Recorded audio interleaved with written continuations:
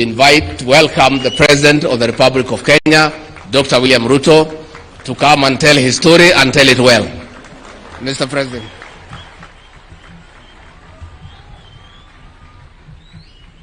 Thank you very much. Please, let's take our seats. Asanteni sana.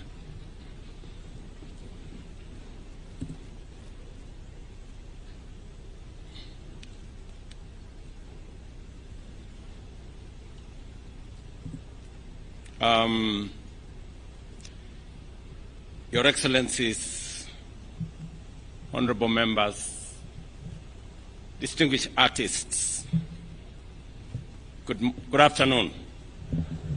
Hamjambo. Let me take this opportunity, first and foremost, to welcome all of us, those from far and wide, to Eldoret, the newest city in Kenya. As you're all aware, Eldoret became the 5th city in Kenya yesterday. And this celebration today, this Winners State Concert, is taking place at a moment and at a time when Eldoret has just become a city. Yesterday, I also had the occasion to receive our great ambassadors, our sportsmen and women who had participated in the Olympics in Paris. And we were very, very proud of their performance. They did exceptionally well. I still want to ask all of us to give them a round of applause. Today, we have seen the champions of our music in the creative industry space. To all of you who participated, those of you who have won, let me congratulate you on my own behalf and on many friends and the people of Kenya for making us proud with your performance. And I take this opportunity to welcome all of you to this very special state concert, hosted, as I have said, in Kenya's 5th city, the city of Eldoret, commonly known as the City of Champions. It is truly fitting that as we celebrate the conferring of city status on Eldoret, this new city also plays host to the National Music Festival. This great occasion is a testament to the limitless potential and talent that resides in our nation, Kenya, the natural land of champions. I have been informed that it is the very first time this event is being hosted in Eldoret. Congratulations, Uasin Gishu County, for all the work you have done together with the leadership of this event to host this occasion. I am also aware that it is the very first time that a state concert is being hosted here in State Lodge, Eldoret. Again, let me welcome all of you here. Please forgive me for the situation outside here. It's not very tidy because this place is not used to hosting big events like this. Next time, I will make sure that I improve on my hosting. I need to do some work around this compound to make sure that when I have guests like you, you have ample and adequate space to come to. The Kenya Music Festival has long been a fountain of creativity, nurturing the raw and potent talent found in our young and youthful learners. Over time, this festival has offered a platform for learners to showcase their boundless gifts in music, dance, and poetry. These talents, identified meticulously and shaped and honed by the dedication of teachers, tutors, and lecturers, have played a transformative role in our society, building confidence and instilling pride in those who have graced the stage, as I saw them here this morning and afternoon. This year's theme, Talent Development for Growth and the Creative Economy, is both timely and aligned with the government's agenda. We recognize the creative economy as a pillar of our national economic transformation, and the Kenya Music Festival is a vital component in this endeavor. From vocal and instrumental music to traditional and contemporary dances, and from scripting to public speaking, this festival has demonstrated its enduring legacy in developing a broad range of creative talents. The digitization of these performances, spearheaded by the Kenya Institute of Curriculum Development, is already providing our students with new avenues for recognition and revenue generation as their content reaches not only local and regional, but also global audiences online. These festivals' impact on the creative economy can neither be gainsaid nor overstated. It fosters local talent, promotes economic growth, preserves our cultural heritage, and builds a sustainable creative system. Additionally, it provides our learners with the opportunity for international exposure, preparing them to compete on the world stage. As you are aware, Kenya has been given the opportunity by the German government to be the country to showcase our culture next month in Germany. And among the participants that will participate in that event in Bonn in Germany come from this festival. It will also come from the drama festival. The numbers involved in this year's festival speak volumes about the value we place on the creative and performing arts. We've been told here close to 145,000 participants, students from different parts of our country, have taken to the stage representing all levels of education, including special needs education. And we saw the children here from Joyland Thika, and they did a fantastic job. This inclusivity is a hallmark of this festival, ensuring that every child has an opportunity to realize their full potential. To further support the aspirations outlined in this year's theme, the festival has introduced categories that directly link participants to the performing art industry. Notably among these is the Pop Talent Show, which provides a space for students to compose and produce their own music using modern technology. With this and the experience around it, our students are positioned to become composers, performers, and recording artists, attributing and contributing to Kenya's vibrant music industry. The festival also plays a crucial role in preserving our cultural heritage through the performance of traditional dances. We must promote these classes and document these dances to ensure they are preserved for current and future generations. This year, we witnessed the first national conference in music held alongside the competitions, as was ably explained by Professor Ngala. We must position Kenya as a cultural and music tourism hub, both at the county and national level. I also extend a warm welcome to guest teams from other countries who joined us this year, and I hope to see more international participation in the future.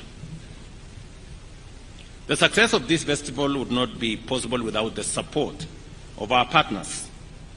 Your contribution, collaboration, allows us to realize the government mission of educating and creating a better world together for the future. On the financing of Kenyan music festival activities, I urge the leadership to propose sustainable measures and form stronger partnerships with the private sector. The festival must find alternative sources of income to ensure its sustainability and continued success. I have heard what both ministers have said about this, about the plans they have on how to make this sustainable, how to bring on board the private sector, how to expand the sponsors, how to create opportunities for advertising, for talent identification, for the whole space around the creative economy. And I am looking forward to an ecosystem that is going to fund itself as we go into the future. And we will be deliberate on making sure that that becomes the case. Ladies and gentlemen, the creative arts, music, dance, and elocution are not only sources of immense national pride, but also of gainful employment. These industries support jobs in sound engineering, event management, costume design, and more.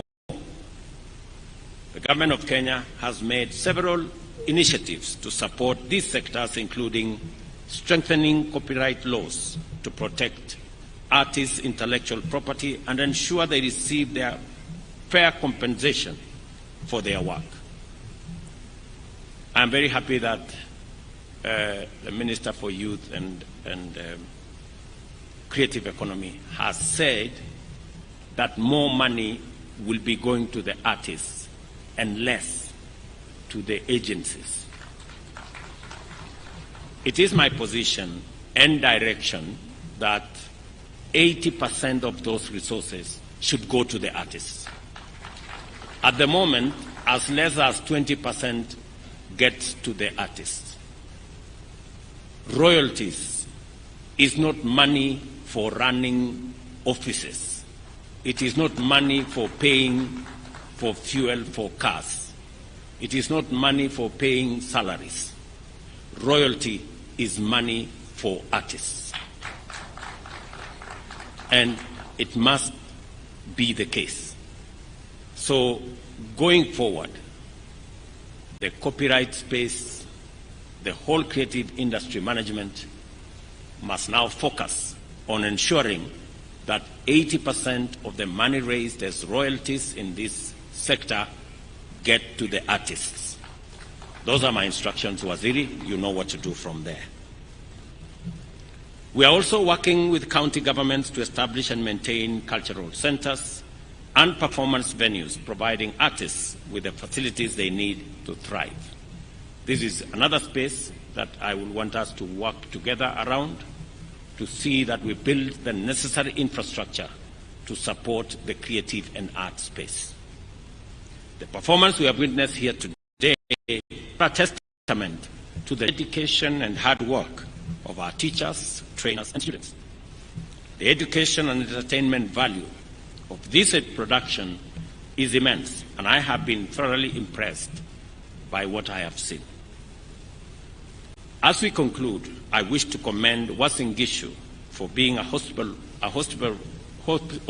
host and for the support provided by the county government and security agencies to to make sure that this event, a huge event of 140,000 people in this city, is not a mean feat.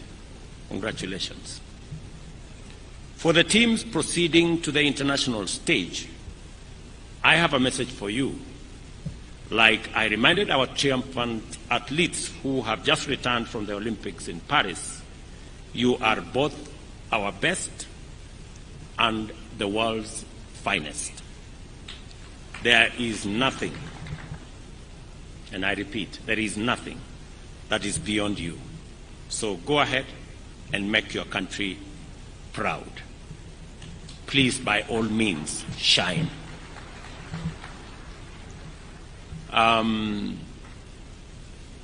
This is a very important space for us because it speaks to our children. And I know this cannot happen without teachers.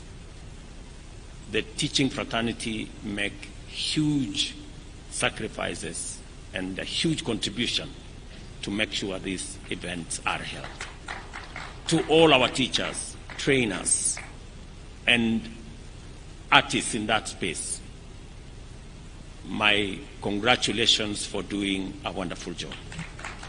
I remember last year I made a commitment that we are going to identify teachers in this co-curriculum space and promote them for what they are doing. I am happy that the directive I gave to the Ministry of Education has been implemented, and 407 teachers who are in the co-curriculum space were promoted last year.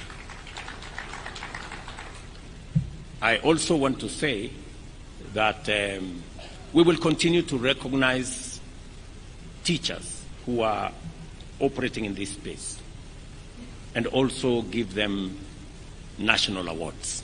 Last year, I gave 17 teachers in the co-curriculum space national awards, recognizing their contribution to the progress of our nation.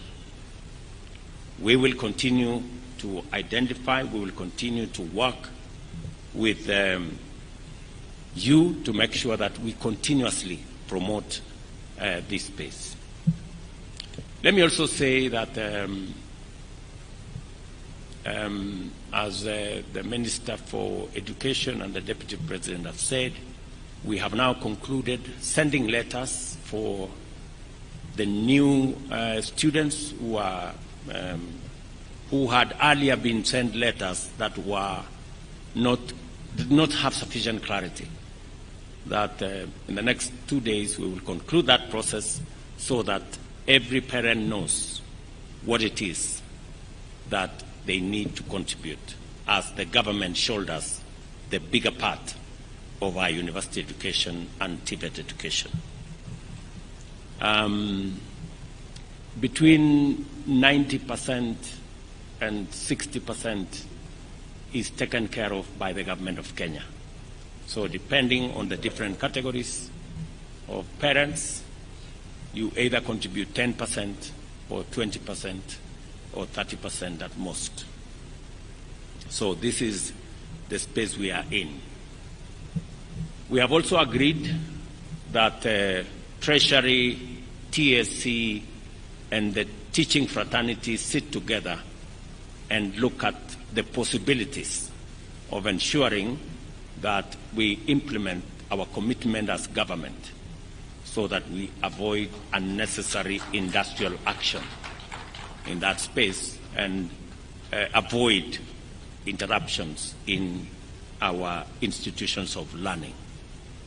So that engagement is going to happen, and I want to tell the leadership of all those who are concerned, all the stakeholders, to work together for the interest of our children, respecting also what is due to our teaching fraternity. So we will work with the teachers. I have already given instructions to Treasury to work with the Teacher Service Commission and the leadership of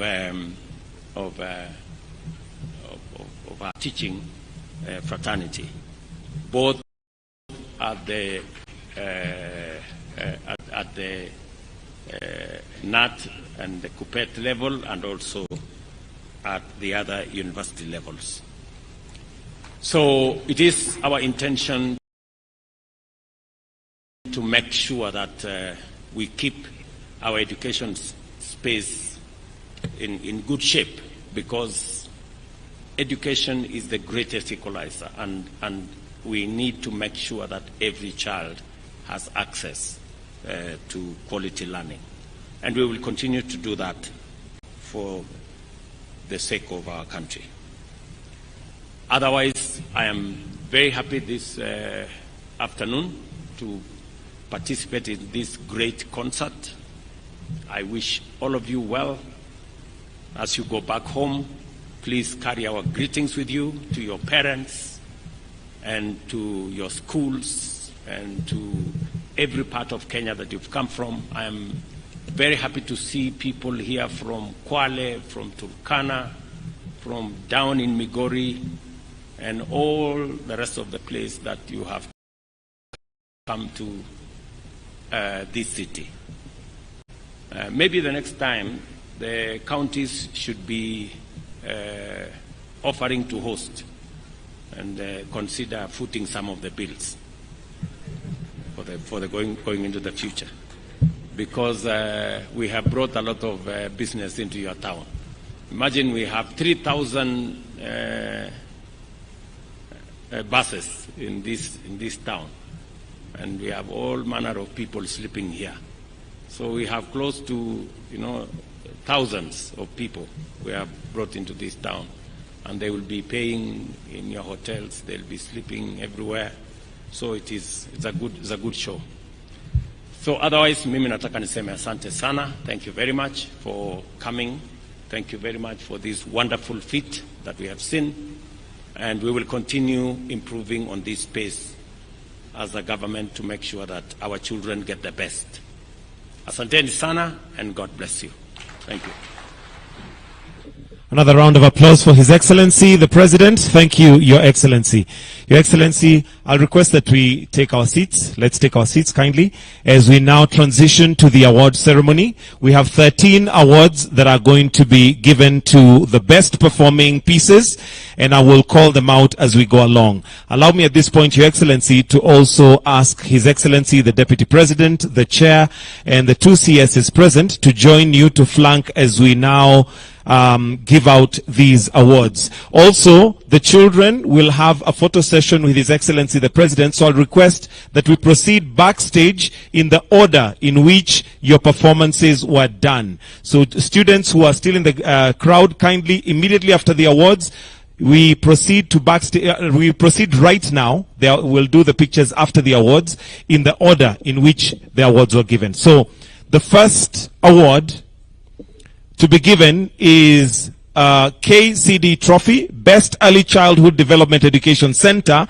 and the winner is Kitengela International School from Athi River. Why don't we put our hands together for Kitengela International School as the representatives now come to receive the award. The next will be Best Primary School, and this is Lukenya Academy, so let's have them in line.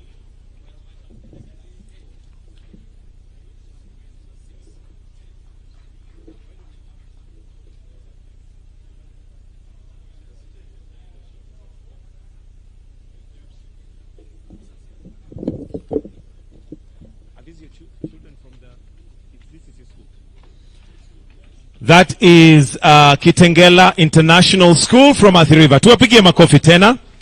Let's have on standby Lukenya Academy is next, followed by Moi Forces Academy. So let's have them all lined up.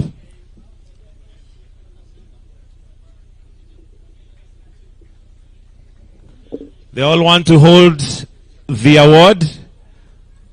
Wonderful, wonderful. All right. Thank you. The next is Best Primary School, Lukenya Academy. Let us appreciate them as they are coming on stage. That is Lukenya Academy. Moi forces should be on standby.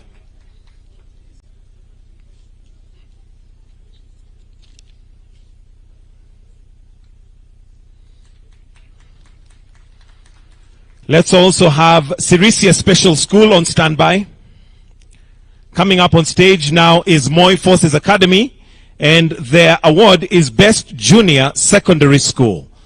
Makofi ya Moi Forces Academy. Followed by Sirisia Special School.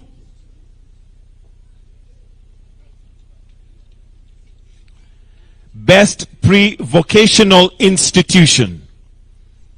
Makofi kwao. Let's have on standby Bunyore, Kitui, TTC, and Dandora. Next is Bunyore Girls, Best Secondary School. Let's give them a warm clap for Best Secondary School.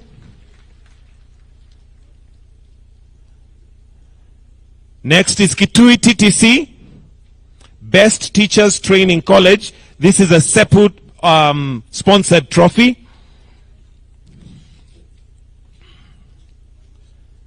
Let's have Dandora on standby, Sigalagala National Polytechnic and Kenyatta University.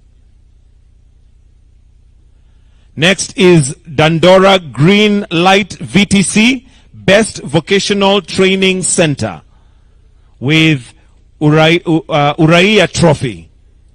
Tuwapigie makofi tafadhali. Next we have Sigalagala National Polytechnic, Best National Polytechnic, Technical and Vocational Colleges. A Brook Trophy. And the next is Kenyatta University with Best University, KUCCP Trophy. A reminder, students, please, all performing students, let's go backstage so that we are prepared for the photo session immediately after this.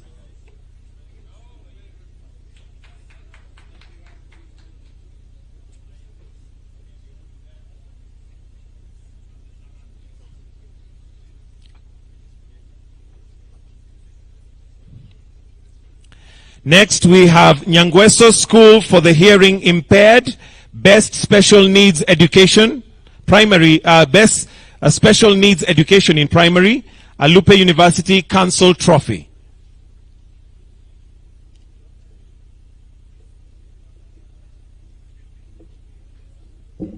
Next, we have Moranga School for the Hearing Impaired, Best Special Needs Education, Secondary School, an Anti-Counterfeit Authority sponsored trophy. Tuwapigie makofi.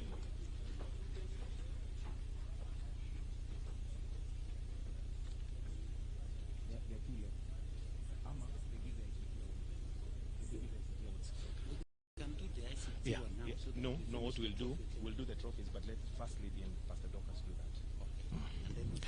Next, we have Nairobi County, Best County, that's Teacher Service Commission Trophy. Tuwapigie makofi.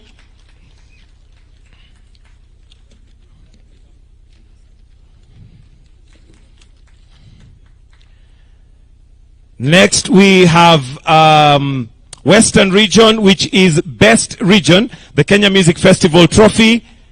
Makofi kwao. We're doing ICT. With your permission, Your Excellency, there was a Huawei ICT competition 2024 that attracted 160,000 students from 82 countries. Today, we have the winning team, and with your permission, Your Excellency, may I request the First Lady and Pastor Dorcas to present these gifts kindly. So, Your Excellency, if you may retreat, but we welcome Her Excellency, the First Lady and Pastor Dorcas to present these awards. There was a Huawei ICT competition in 2024 that attracted 160,000 students from 82 countries across the world. The university students joined and received advanced ICT training in networking, AI, and cloud technology. These are the 5 winners. Collins Kimathi Mwirigi, Daniel Muthoi Mutua, Isaac Onyancha Mesecho, Joshua Rioba Manania, and Vincent Kipchirchir. Makofi kwao tafadhali as we celebrate winners. These were winners in the ICT sector, and we know that His Excellency the President is very keen on ICT and what we call the Jitume Labs. They would go a long way in developing ICT and the cloud technology together with networking. Fantastic. After they have been braced their awards, we'll request that Your Excellency the First Lady and the spouse to the Deputy President to join them for a photo moment. If we may capture that.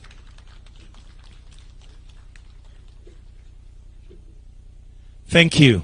We'll now proceed to the photo session. So kindly we'll request that Your Excellency, the First Lady, and Your Excellency, the spouse to the Deputy President, you may remain here as we quickly arrange those chairs. Let me also invite the PS Culture, PS Higher Education, PS ICT, and PS Bellio to kindly come on stage as you'll be part of these photographs.